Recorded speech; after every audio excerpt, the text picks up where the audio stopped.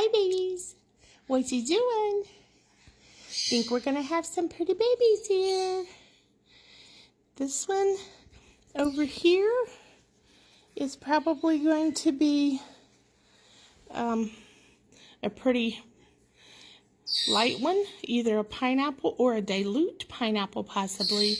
And then this one, I'm guessing because it has dark toes, its beak is a little darker.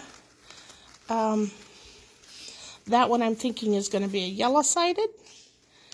I'm not sure. And then this one is some form of normal. But any of them could be visually dilute or split to dilute. So I don't know what colors they'll be yet. There's 2 more babies in the nest box. And I'm not, haven't pulled those yet to start hand feeding. Parents are still feeding those.